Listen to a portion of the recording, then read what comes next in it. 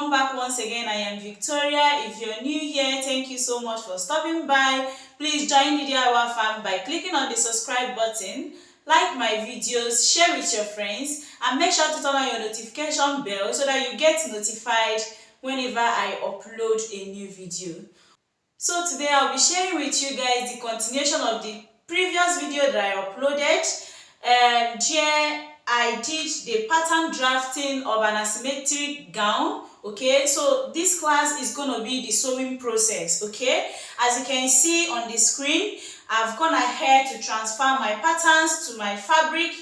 Here I have my back pieces. This is one side and this is the other side. Okay, as you can see, this is my front piece. Remember, when we were drafting this pattern, I asked you to mark from this straight line here to the right and to the left 1.5 inch respectively. I also went ahead to notch the 1.5. Okay, make sure that you have that notched on your fabric because you'll be using it later. Okay, so this is my front piece. As you can see, this is our skirt piece. This is the down part.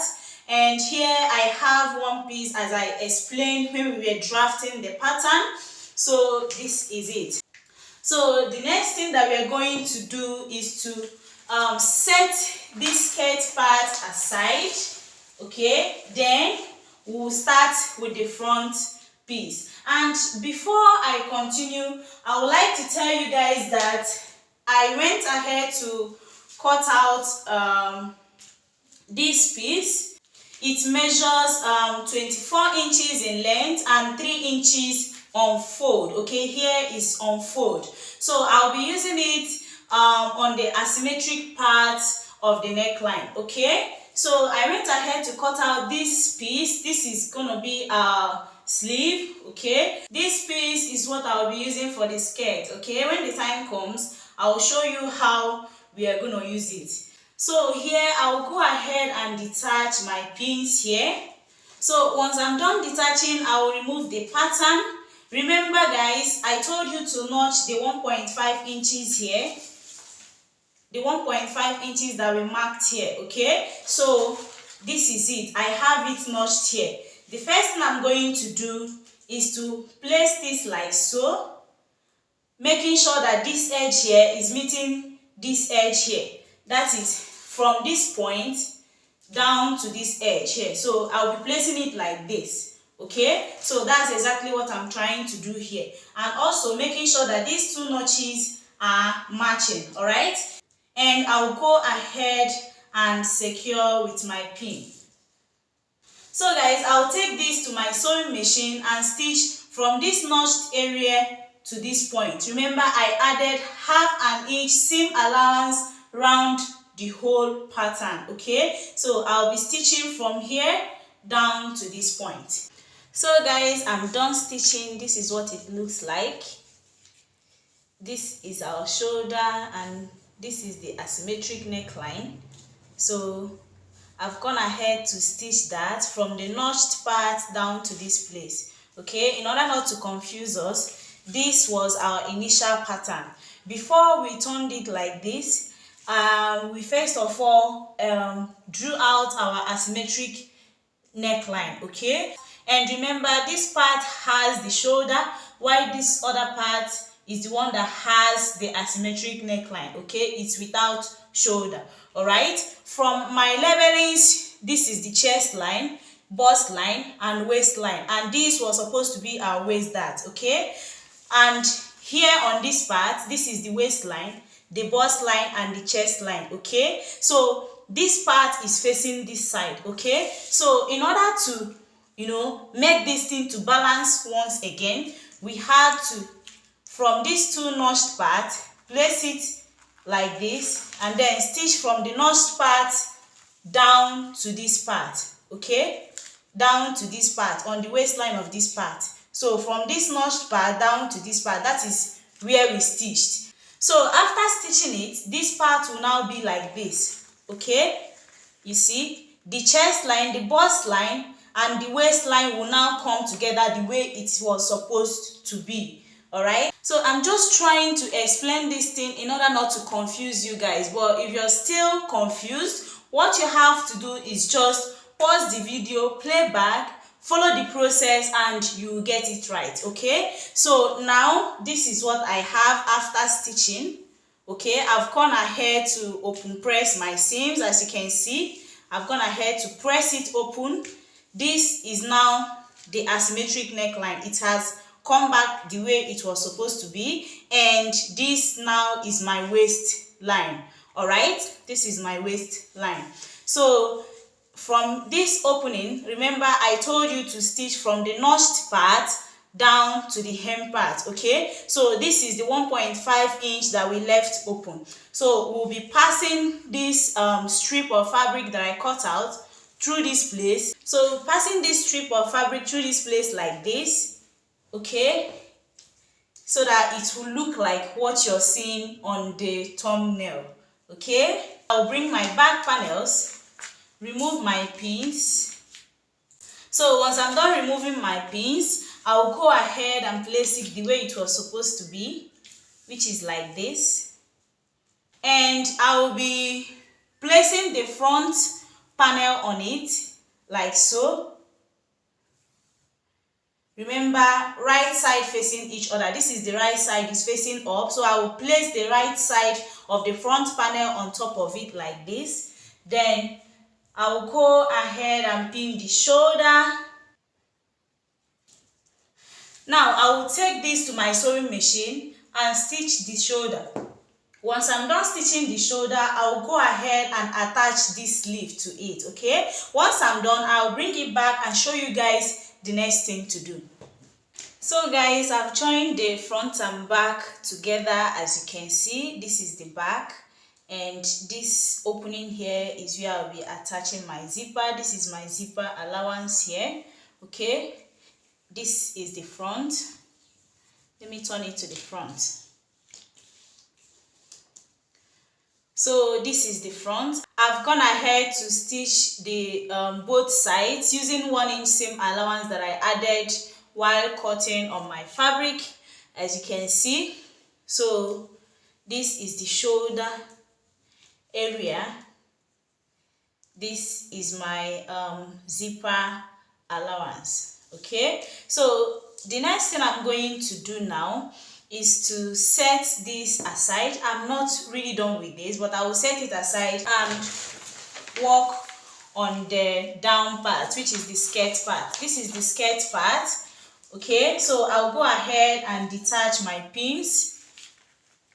The next thing I'm going to do is to fold this like so. Fold the skirt like this. Okay,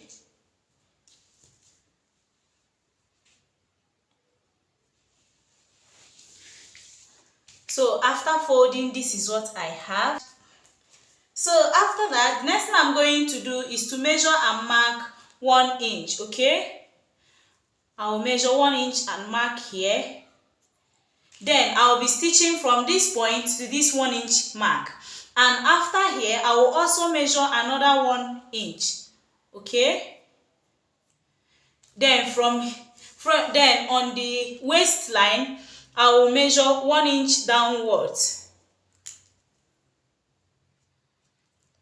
I will also go ahead and measure another 1 inch. Okay, so what I will do now is to stitch from this edge here, from this point.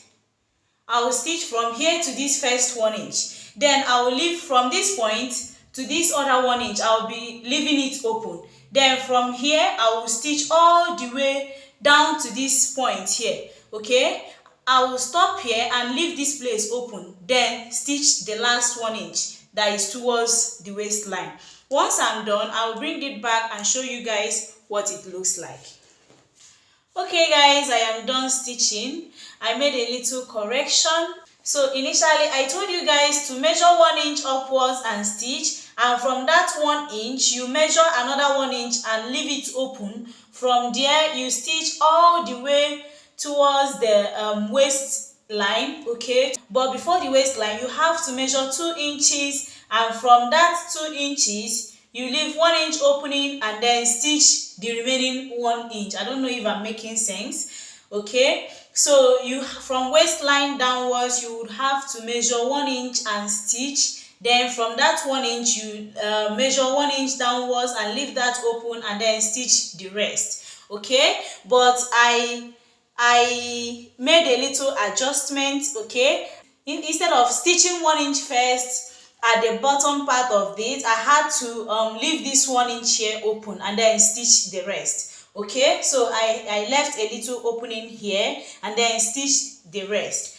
Every other thing remains valid. Okay, so I went ahead to insert this strip of fabric there. After arranging my pleats, I will go ahead and arrange it more, but I just inserted it and leave it there. I think I will be adjusting it because it's a little loose, as you can see, so I need to make it tighter. All right, so the next thing I'm going to do is to go ahead and bring my upper part like so.